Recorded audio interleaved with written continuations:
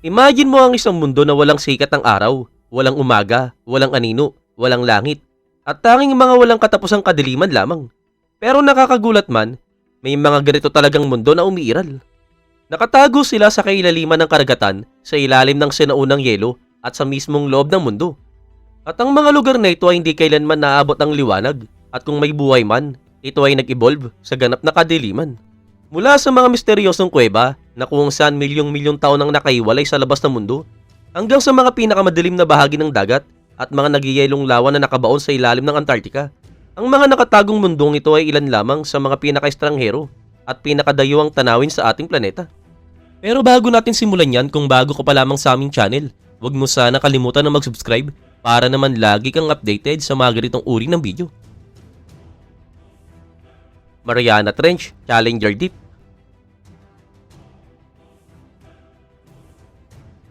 Sa ilalim ng alon ng karagatang Pasipiko, matatagpuan ang Mariana Trench, isang napakalaking bitak sa balat ng mundo na umaabot ang mahigit 2,500 kilometro ang haba.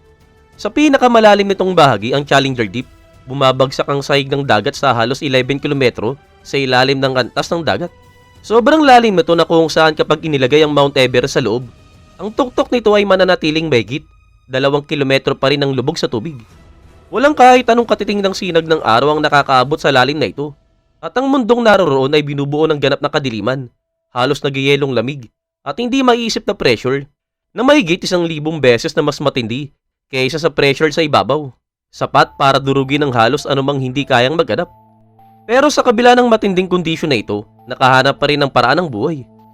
Natuklasan ng mga manglalakbay ang mga transparent na snailfish, mga amphipod na kahawig ng hipon, at maging ang mga higanting single-celled na organismo na tinatawag na Cephaloparis. Marami sa mga creature na ito ang umaasa sa bioluminescence, kaya ang lumika ng nakakatindig balahibong asul at berdeng liwanag na bumibiyak sa dilim, na kung saan parang mga bituin sa isang banyagang kalangitan sa gabi. Matagal nang kinahuhumalingan ng mga scientifico ang trench na ito, at unang nasukat ang lalim nito noong 1875 ng barkong British HMS Challenger na siyang pinagkunan ng pangalan ng Challenger Deep. Noong 1960, sina Jackie Pickard at Don Walsh ang unang bumaba sa kailaliman sakay ng Bathyscaphe Trieste, at mahigit 50 taon na ang lumipas, gumawa naman ng solo dive ang filmmaker na si James Cameron gamit ang Deep Sea Challenger submersible. Hanggang sa ngayon, kakaunti pa rin ang misyong nakararating sa ilalim nito, kaya naman napakalawak na bahagi ng trench ang nananatiling hindi pa na-explore. Ang mga natuklasan sa ngayon ay parehong nakamamangha at nakababahala. May mga mikrobyo na nabubuhay kahit walang sikat ng araw, mga kakaibang mala-gelatin na creature, at maging mga bakas ng plastik ng polusyon, at lahat ng ito ay natagpuan na sa pinakailalim ng mundo. Para sa maraming scientifico, ang Mariana Trench ay hindi lamang bintana patungo sa pinakamatinding kapaligiran ng daigdig, kundi posibleng susi rin sa pag-unawa kung paano maaaring mabuhay ang buhay sa mga nakatagong karagatan ng malalayong buwan tulad ng Europa at Enceladus. Sa Challenger Deep, hindi liwanag ang gumagabay sa buhay. Sa halip, ito ay napalitan ng matinding pressure, chemical na proseso, at ang mga mahihinang liwanag na ibinubuga ng mga organism na natutong mabuhay sa walang hanggang gabi. Mobile Cave, Romania.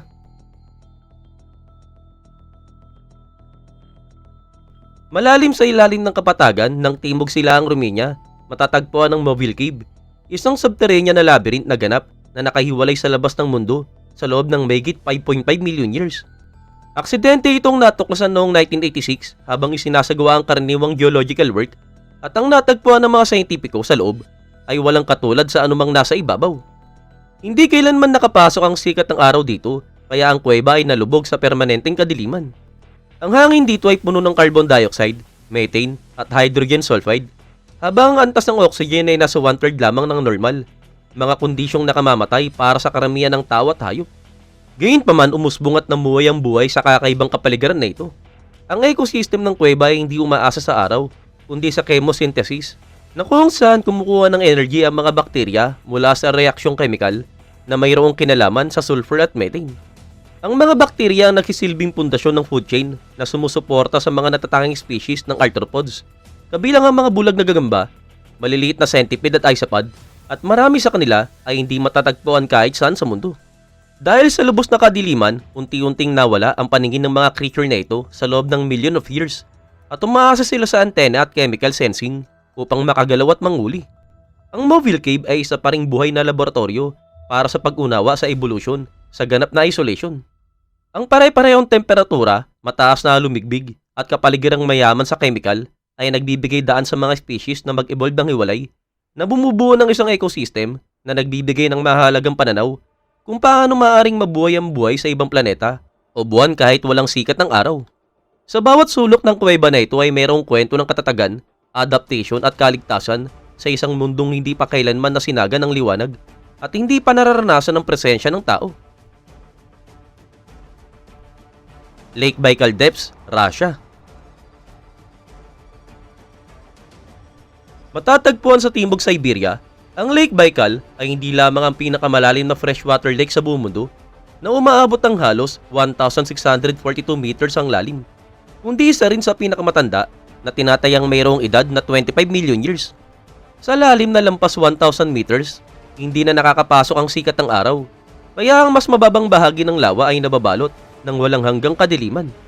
Dito ang tubig ay napakalamig, mayaman sa oxygen at hiwalay sa labas ng mundo na kung saan bumubuo ng isang natatangi at misteryosong mundong nasa ilalim ng tubig. Talagang kakaiba ang paraan ng pag-angkop ng buhay sa ganap na itim na kapaligiran na ito. Tahanan ng lawa ng mga kakaiba at parang hindi makamundong creature gaya ng translucent na oilfish na halos maging invisible dahil sa malinaw na lang katawan at ang Baikal seal o Nerpa na namumuhay sa malalim na bahagi ng lawa. Mayroong ding mga maliliit na crustacean, mga endemic na espongha at maging mga misteryosong uod na gumagala sa sahig ng lawa na kung saan bumubuo ng ecosystem na nag-evolve ng hiwalay sa loob ng milyon-milyong taon. Talagang patuloy na kinahumalingan ng mga scientifico ang Lake Baikal dahil ang kailaliman na ito ay nagbibigay ng sulyap sa isang nakatagong freshwater world na kung saan ang mga sinuunang species ay patuloy na nabubuhay na halos hindi nagbabago. Ang lawak, lalim at ancient lawa ay ginagawa itong isang likas na laboratorio para pag-aralan ng evolution, ecology at maging ang pagbabago ng klima. Sa tahimik at itim na tubig sa pinakailalim nito na nanatili ang buhay, paalala kung gaano karami sa ating planeta ang hindi pa nating ganap na nalalaman. Lake Vostok, Antarctica. Sa ilalim ng napakalawak na yelong bumabalot sa Antarctica, matatagpuan naman ang subglacial lake. Mga anyo ng tubig na nakatago sa ilalim ng mahigit 4 na kilometro ng yelo. Kabilang ang maalamat na Lake Vostok, isa sa pinakamalaki sa kanila. Hindi pa kailanman nasinaga ng araw ang mga tubigan na ito na iwalay sa ibabaw ng mundo sa loob ng million of years, kaya nabuo ang isang mundong binubuo ng ganap na kadiliman, matinding pressure, at matinding lamig na bahagya lamang na lampas sa nagiyelang temperatura. Sa kabila ng sobrang lupit na kondisyon na ito, posible pa ring may buhay sa mga lawa. Nakakita ang mga siyentipiko ng bakas ng natatanging microbial life na kayang mabuhay kahit walang sikat ng araw, gamit ang energy na kemikal mula sa mga mineral at gas na nakulong sa yelo. Ang mga mikrobyo na ito ay maaaring magbigay ng mahalagang pahiwatig kung paano nabubuhay ang buhay sa pinakamatinding kapaligiran sa Earth, at posibleng pati sa ibang planeta o buwan tulad ng Europa o Enceladus na kung saan may mga karagatang nakatago sa ilalim ng makapal na yelo. Dahil sa matinding pagkakaiwalay, ang mga lawa na ito ay nagsilbing mga natural na time capsule. Ang mga latak sa kanilang sahig ay nag-iingat ng information tungkol sa klima ng Antarctica sa loob ng million of years na nagbibigay liwanag sa kasaysayan ng geological at pangkapaligiran ng ating planeta. Ang Lake Vostok at ang mga kapatid itong lawa ay hindi lamang mga extreme na kapaligiran, kundi ilan din sa pinakamisteryoso at hindi pa na-explore na tirahan sa mundo. Paalala na kahit sa ilalim ng yelo, kayang magpatuloy ang buhay sa pinakamadilim at pinakadayuang sulok ng daigdig. Sungdong Cave, Vietnam. Nakatago naman sa loob ng luntiang gubat ng Punakibang National Park sa Vietnam ang Sungdong Cave, ang pinakamalaking kuweba na siyang kilala sa buong mundo. Sa ilang bahagi nito gumuho ang kisame kaya may mga sinag ng araw na tumatagos at nagbibigay ng liwanag sa napakalawak na silid ng kuweba. Subalit sa kabila nito, may mga malalaking bahagi sa ilalim ng lupa ay nananatiling lubos na nababalot ng kadiliman. Sobrang lawak ng mga buluwagang ito sa ilalim ng lupa na kaya nilang maglaman ng buong city block, kumpleto sa mga ilog, maliliit na gubat, at naglalaki ang stalagmite na tumataas mula sa sahig ng kuweba na parang mga gusaling matatayog. Kasing hanga ng laki nito ang ecosystem sa loob. Sa mga bahagi na naaabot ang liwanag, mayabong ng mga halaman at puno ang tumutubo, habang sa mga mas madidilim na bahagi naman, namumuhay ang mga paniki, swiftlet, at iba pang natatanging creature na sanay sa buhay sa kuweba. Patuloy na dumadalaw ang mga ilog na hinubog ng sinoo ng agos sa ilalim ng lupa. Unti-unting inukit ang mga pader na apog sa loob ng libu-libong taon. Ayon mismo sa mga manglalakbay, ang paglalakbay sa sundong ay parang pagpasok sa isang banyagang mundo na kung saan ang katahimikan ay binabasag lamang ng patak ng tubig at malalayong paggaspas ng mga pakpak. Ang kuweba na ito ay higit pa talaga sa isang likas na kababalagan. Isa itong nakatagong mundo ng liwanag at dilim. Paalala na kahit sa isang planetang akala natin ay lubos na napag-aralan, may mga napakalawak na lugar pa rin na nanatiling hindi naaabot at puno ng hiwaga na kung saan naghihintay sa mga may lakas ng loob na tuklasin ang kanilang mga lihim. Voronezh Cave, Georgia.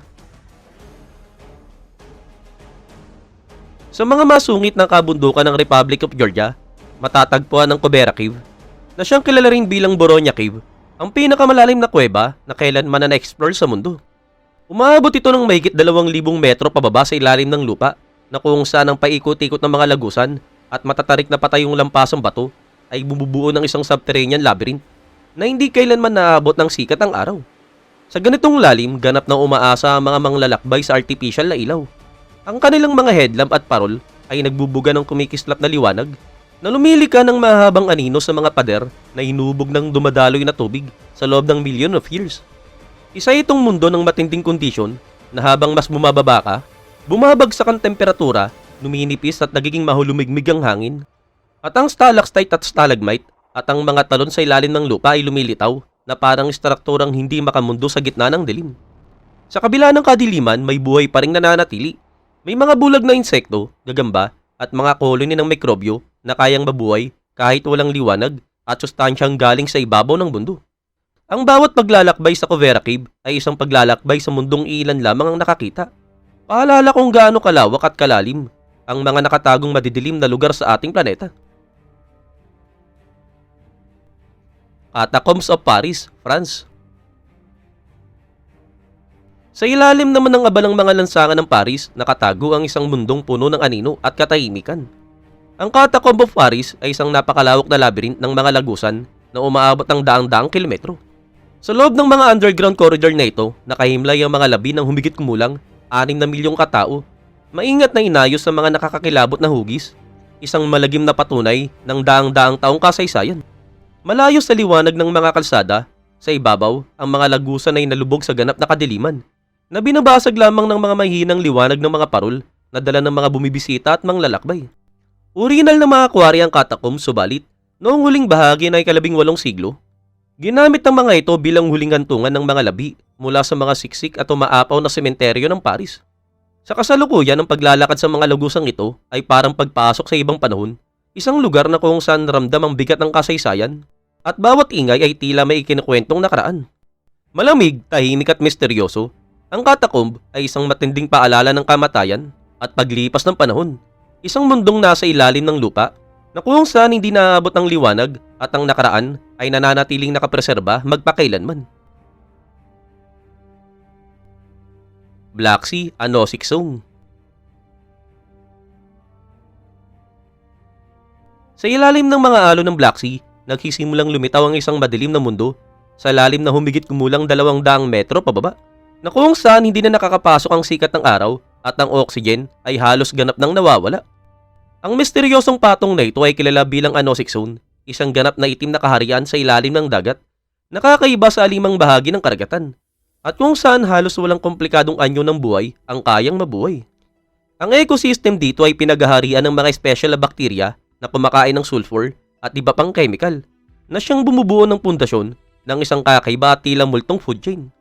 Tahimik ang tubig sa bahaging ito, subalit nakakatindig balahibo ang kawalan ng buhay.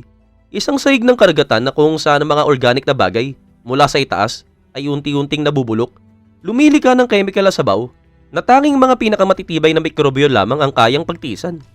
Pinag-aaralan ng mga scientist ang sonang ito hindi lamang upang maunawaan ang pinaka-extreme na tirahan sa Earth, kundi bilang modelo rin ng mga banyagang karagatan na kung saan maaaring mabuhay ang buhay sa ilalim ng matinding pressure kahit walang liwanag o oxygen. Sa anotic depths ng Black Sea, ang kadiliman ng tunay na naghahari. Isang nakatagong mundo na nagpapaalala kung gaano kakaunti pa ang tunay nating nalalaman tungkol sa sarili nating planeta. Cenotes and sinkholes. Nagkalat sa Yucatan Peninsula sa Mexico at nakatago sa ilalim ng Amazon Basin ang mga cenotes at sinkholes. Mga misteryosong hukay na puno ng malinaw na tubig na bumabagsak patungo sa walang hanggang kadiliman. Ang ilan ay maliliit na bilog, samantala ang iba naman ay bumubukas na napakalawak na silid sa ilalim ng lupa na hindi kailanman naabot ng sikat ng araw. Para sa mga sinuunang Maya, ang mga likas sa kababalagang ito ay sagrado at pinaniniwala ang mga lagusan patungo sa ilalim ng mundo, mga lugar na kung saan maaaring maglakbay ang mga kaluluwa nang yumao sa pagitan ng mga daigdig. Bukod sa kanilang spiritual na kahalagaan, ang mga cenote ay bahagi rin ng isang nakatagong ecosystem. Ang malinaw na lawa sa loob nito ay tahanan ng mga isda, amphibian at mga natatanging creature sa kuweba na nakakaangkop sa buhay sa ganap na kadiliman. Ang mga pader at kisame ng mga natural balon na ito ay madalas na nababalutan ng stalactite at stalagmite, hinubog ng mga dumadaloy na tubig sa loob ng libo-libong taon. Ang paggalugad sa mga cenote ay parang pagpasok sa ibang mundo, isang patayong lagusan patungo sa lihim na daigdig na kung saan wala ang liwanag, nangingibabaw ang katahimikan, at ang hangganan ng alamat at reality ay nagiging malabo. Emponeng Gold Mine, South Africa. Sa ilalim ng mga banay na burol ng South Africa, matatagpuan ang Emponeng, ang pinakamalalim na tunnel na ginawa ng tao sa buong mundo na bumabagsak ng mahigit 4 na kilometro sa ilalim ng ibabaw ng lupa. Sa ganitong lalim, ganap na nawawala ang sikat ng araw at ang mga minero ay lubos na umaasa sa artificial na ilaw upang makagalaw sa malalabirint na mga lagusan. Ang hangin dito ay mainit at tuyo, umaabot sa mahigit 60 degrees Celsius ang temperatura. Ang nakakapangaping katahimikan ay nababasag lamang ng malalayong ugong ng mga makina o ng alagaw ng mga yabag sa bato. Ang buhay sa Emponeng ay isang walang tigil na pakikipaglaban sa sukdulang kondisyon ng kalikasan. Inaharap ng mga minero ang matinding pressure, nakakapasong init, at ang palagiang banta ng lindol.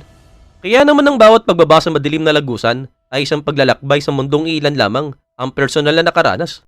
Ipinapakita ng kailaliman ng minahan kung gaano kahiwalay at mapanganib ang mundo kapag iniwan na ang ibabaw ng lupa. Isang likang taong bangin na kung saan ang kadiliman ang nagahari at ang liwanag ay umiiral lamang kung saan natin ito dinadala. Peach Lake, Trinidad. Matatagpuan sa isla ng Trinidad, ang Peach Lake ang pinakamalaking natural na deposito ng aspalto sa buong mundo na sumasaklaw sa mahigit 100 hektarya. Sa ibabaw, ang lawa ay tila isang malawak, itim at makintab na kapatagan na halos hindi tinatabla ng liwanag at may anyong tila hindi makamundo. Subalit ang tunay na hiwaga nito ay nasa ilalim ng ibabaw. Sa ilalim ng aspalto ay may mga nakatagong lukab at lagusan na ganap na nakaiwalay sa sikat ng araw, na kung saan bumubuo ng mga lihim na bulsa na kung saan pabago-bago ang temperatura at naiipon ng mga gas tulad ng methane at carbon dioxide.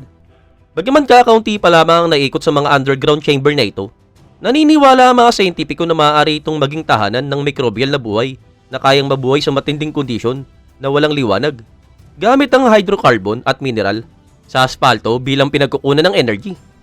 Ang lawa ay isang likas sa laboratorio na ipinapakita kung paano ang buhay at mga prosesong kemikal ay kayang magpatuloy sa walang hanggang kadiliman kahit sa isang kapaligiran na halos hindi matirhan tulad ng likidong aspalto.